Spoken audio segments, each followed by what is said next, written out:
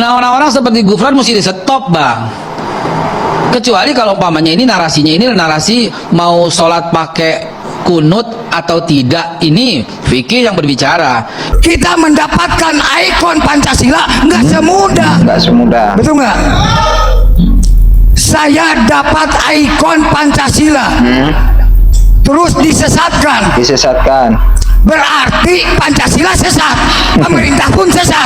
Berarti yang sesat yang bagaimana? Karena saya mendapatkan ikon Pancasila, harus menjaga Pancasila merah putih NKRI.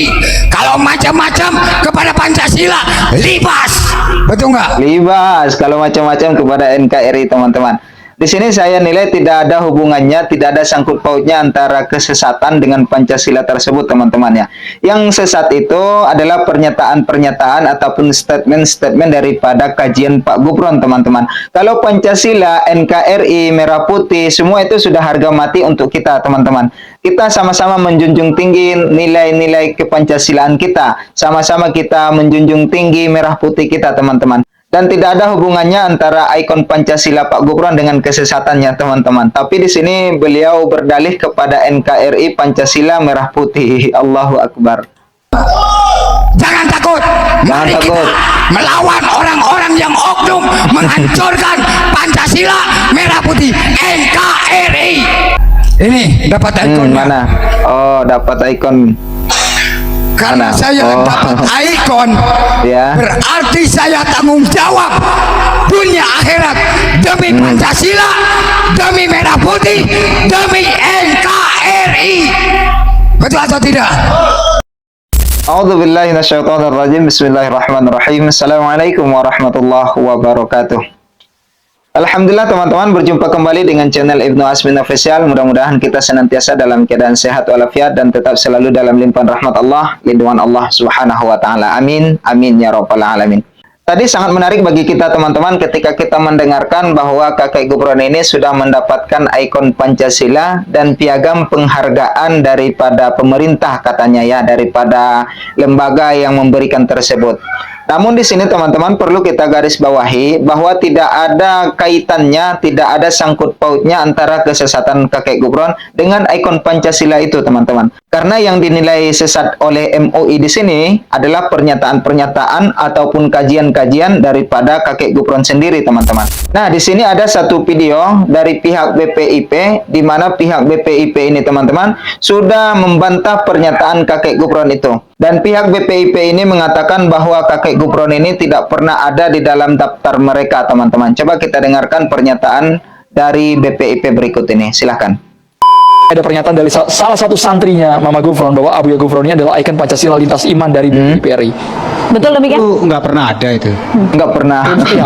Nama itu juga nggak pernah masuk ya, nominasi mulai dari. Nggak pernah ada nama kakek Gufron di dalam catatan BPIP, teman-teman, sebagai orang yang memegang ikon Pancasila seperti itu. Jadi di sini pihak BPIP sudah membantah statement daripada kakek Gufron, di mana kakek Gufron ini tidak pernah ada namanya dalam daftar yang memiliki ikon Pancasila.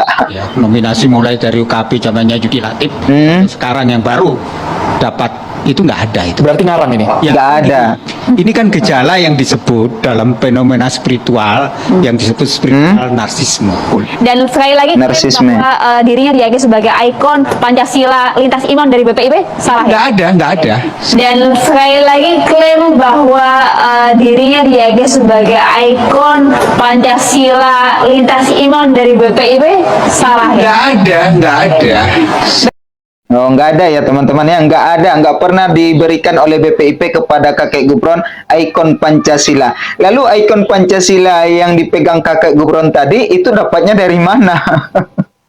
Kan tentu kita pertanyakan seperti itu, teman-teman. Di mana tadi kita sudah melihat dia teriak-teriak dengan marah-marah bahwa dia mengatakan sudah mendapatkan ikon Pancasila dan berupa piagam penghargaan sebagai orang yang menjaga NKRI, menjaga Pancasila, menjaga merah putih. Sementara di sini sudah jelas-jelas pihak dari BPIP mengatakan bahwa kakek Gufron tidak termasuk dalam daftar penerima ikon Pancasila. Allahu Akbar. BPIP juga pernah berkunjung tidak? Nggak pernah juga. Tidak sama sekali ya. Saya dari Malang aja baru tahu dengar gitu loh.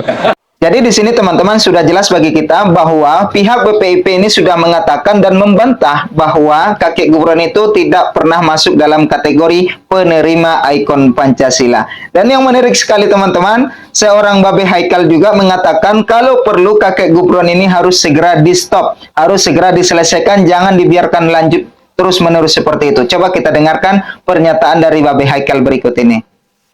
Nah, orang-orang seperti Gufron mesti di-stop, Bang. Nah, harus di-stop teman-teman. Kecuali kalau umpamanya ini narasi mau sholat pakai kunut atau tidak, ini fikih yang berbicara. Ya, fikih. Ini udah jelas, ini di luar daripada Quran, di luar daripada hadis. Stop, hentikan. Babe Haikal mengatakan dengan lantang kakek gubron ini harus segera diselesaikan, harus segera di-stop, jangan dibiarkan terus berlanjut seperti itu. Karena ini sudah ranahnya kepada pelecehan dan juga penghinaan terhadap agama. Bukan masalah sholat subuh kunutan atau tidak, karena itu perkara dalam fikih, kata Babe Haikal teman-teman. Tapi ini adalah perkara di mana kakek gubron ini sudah jelas-jelas menghinakan ataupun melecehkan daripada agama Islam tersebut teman-teman. Kita lanjutkan pernyataan dari Babe Haikal. Kalau saya mau gini, negara harus ambil negara membuat instrumen undang-undang ya, yang kalau dilakukan seperti Malaysia, ya, seperti betul. Brunei, seperti Singapura, kalau ada 1, 2, 3, 4, 5 poin-poin seperti ini masuk ke dalam kategori menghina agama, diadili, ditahan, gitu loh maksud saya. Setuju sekali. Kalau ada oknum-oknum yang melakukan penghinaan terhadap agama, dipanggil, diadili, dan ditahan. Saya setuju sekali teman-teman. Kita bisa mencontoh kepada negara tetangga Malaysia, Filipina, dan Singapura. Mereka sangat ketat sekali terkait dengan pelecehan terhadap agama. Jadi di sini saya setuju dengan pernyataan Babe Haikal teman-teman. Kita mengusulkan, memberi masukan kepada pemerintah, ini berbahaya. Berbahaya. Apa? Betul. Anak-anak kita dengerin, anak-anak kita, wah ini asik, ini ikut, ini ikut, ini ikut. Dulu Children of God itu pengikutnya tuh banyak, dan akhirnya pemerintah ambil tindakan, pengikutnya diajarin, yang bawa ditangkap. Nah, pemerintah harus lakukan itu. Usulan dari Babe Haikal ini sangat masuk akal teman-teman. Kita dukung penuh kepada pemerintah untuk mengeluarkan satu undang-undang ataupun satu fatwa oleh MUI.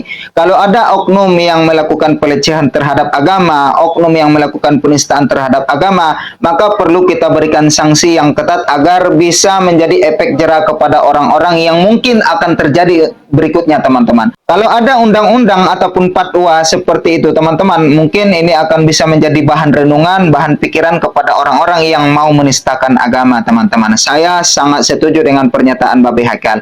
Jadi di sini kita sangat mendukung penuh kepada pemerintah maupun kepada MUI untuk menghentikan kakek gubron. Kalau tidak, maka ini akan menjadi racun kepada generasi-generasi mendatang kita teman-teman. Untuk itu teman-teman, terima kasih atas kehadiran dan kebersamaannya. Mungkin saya undur diri, kita bertemu di episode berikutnya. Atas kehadiran dan kebersamaannya saya ucapkan ribuan terima kasih banyak. Tetap bantu channel ini berkembang, menekan tombol subscribe-nya, aktifkan loncengnya, like, comment, dan share. Jazakumullah khairal jazaa. Subhanakallahumma wa bihamdika asyhadu an la ilaha illa anta astaghfiruka wa atubu ilaik. Assalamualaikum warahmatullahi wabarakatuh.